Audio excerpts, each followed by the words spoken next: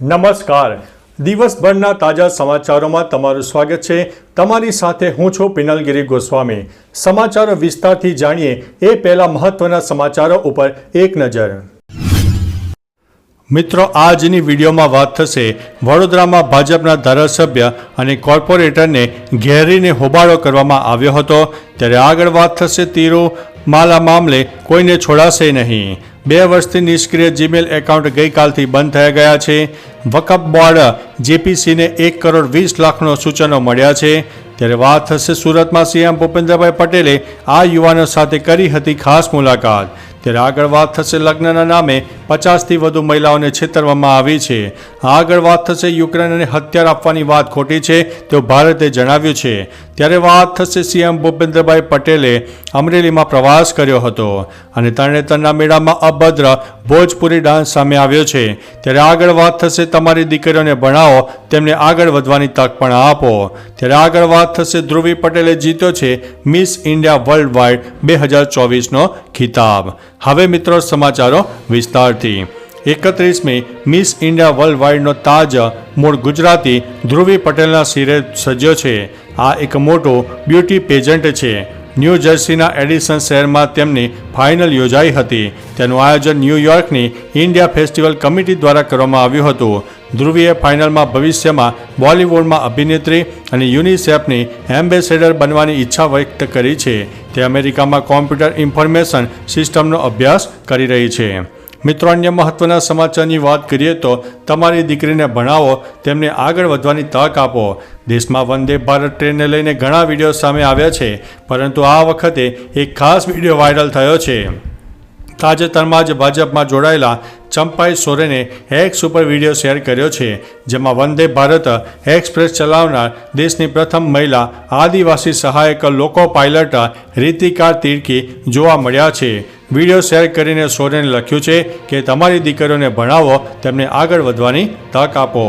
મિત્રો, અન્ય મહત્વના સમાચારની વાત કરીએ તો તરણેતરના મેળામાં અભદ્ર ભોજપુરી ડાન્સ સામે આવ્યો છે. ગુજરાતનો અતિ પ્રસિદ્ધ તરણેતરનો મેળો હાલમાં જ પૂરો થયો છે. મેળાનો એક વિડીયો હવે સોશિયલ મીડિયામાં વાયરલ થયો છે. વિડીયો તરણેતરના મેળામાં થયેલા અભદ્ર ભોજપુરી ડાન્સનો છે. ગીત પર ભોજપુરી ડાન્સરોએ ઠુમકા લગાવ્યા હતા, જેને જોવા માટે લોકોએ પડાપડી કરતા દેખાઈ રહ્યા છે. ભાતીગળ સંસ્કૃતિની શાન ગણાતા તરણેતરના મેળામાં આવા ડાન્સથી અનેક સવાલો પણ ઊભા થયા છે. મિત્રો, અન્ય મહત્વના સમાચારની વાત કરીએ તો સીએમ ભૂપેન્દ્રભાઈ પટેલનો અમરેલી પ્રવાસ. સીએમ ભૂપેન્દ્રભાઈ પટેલે ગઈકાલે અમરેલીના પ્રવાસે હતા. દરમિયાન તેઓનું લાઠીના દુધાળા ખાતે સૌજી ધોળકિયા અને લાઠીના ધારાસભ્ય જનક તળાવિયા સહિતના નેતાઓએ સ્વાગત કર્યું હતું. પછી સીએમએ અમરેલી ખાતે વિવિધ વિકાસ કાર્યોનું લોકાર્પણ અને ખાતમુહૂર્ત કર્યું હતું. બાદમાં તેઓ અમરેલીમાં નાગનાથ મહાદેવના દર્શને પહોંચ્યા હતા. તેમણે પૂજા અર્ચના કરી હતી અને આ મંદિર 207 વર્ષ જૂનું છે. આ બધી જાણકારી સીએમએ એક્સ ઉપર વ્યક્ત કરી છે. મિત્રો, અન્ય મહત્વના સમાચારની વાત કરીએ તો ભારતે કહ્યું છે કે યુક્રેનને હથિયાર આપવાની વાત ખોટી છે. ભારત તરફથી યુક્રેનને દારૂગોળો મોકલવા સંબંધિત રોયટર્સના અહેવાલ સામે ભારત સરકારે સખત વાંધો વ્યક્ત કર્યો છે. ભારતીય વિદેશ મંત્રાલયે આ સમાચારને ખોટા અને શરારતી કાવતરું ગણાવ્યું છે. વિદેશ મંત્રાલયના પ્રવક્તા રણદીપ જયસ્વાલે કહ્યું છે કે અમે રોયટર્સનો રિપોર્ટ જોયો છે, જે ભ્રામક છે. ભારત સૈન્ય સામાનની નિકાસ અંગે આંતરરાષ્ટ્રીય કાયદાનું પાલન કરે છે અને આમાં ભારતનો ટ્રેક રેકોર્ડ દોષરહિત છે.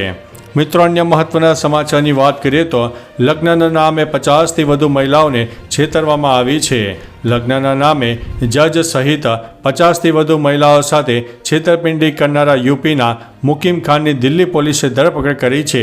તે મેટ્રોમોની સાઇટ પર નકલી આઈડીનો ઉપયોગ કરીને દાવો કરતો હતો કે તે સરકારી કર્મચારી છે અને તેની પત્ની મૃત્યુ પામી છે. લગ્ન નક્કી થયા બાદ તે પૈસા લેતો હતો અને મેરેજ હોલ બુક કરાવવા માટે જેવા અન્ય કારણો બતાવીને ફરાર થઈ જતો હતો.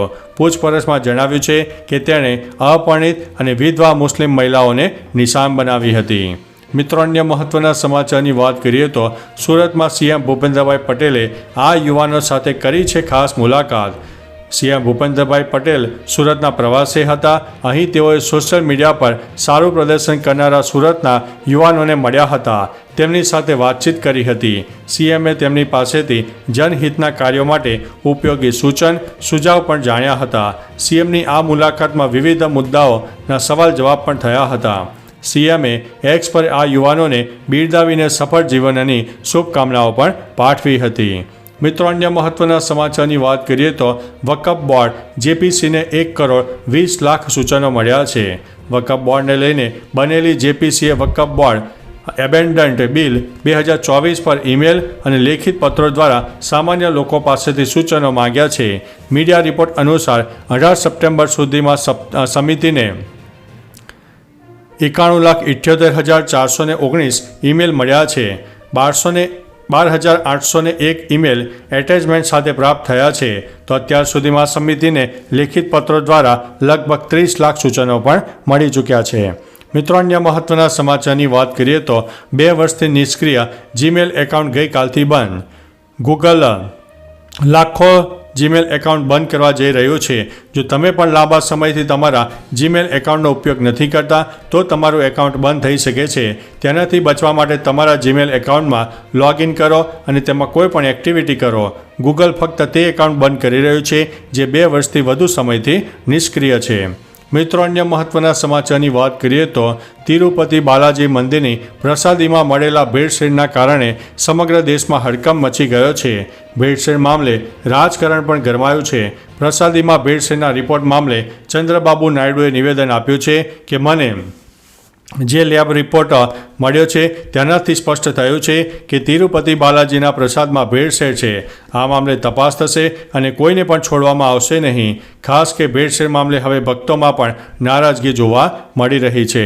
મિત્રો, અન્ય મહત્વના સમાચારની વાત કરીએ તો વડોદરામાં ભાજપના નેતા પર લોકોનો ગુસ્સો બહાર આવ્યો છે. પૂરના કારણે થયેલી નુકસાનીના વળતર આપવામાં વહાલા દાવાલી નીતિ અપનાવવામાં આવે છે તેવા આરોપ સાથે લોકોએ ભાજપના એમએલએ અને કોર્પોરેટરનો ઘેરાવો કર્યો હતો. લોકોએ કિશનવાડીમાં મનીષાબેન વકીલ અને કોર્પોરેટર નૈતિક શાહને ઘેરીને હોબાળો મચાવ્યો હતો. આ પહેલાં પણ મનીષાબેનને લોકોના ગુસ્સાનો સામનો કરવો પડ્યો હતો. તો ચાલો મિત્રો, ફરીથી દેશ અને દુનિયાના સુપરફાસ્ટ સમાચાર લઈને મળતા રહીશો. ત્યાં સુધી અમને રજા આપશો. નમસ્તે.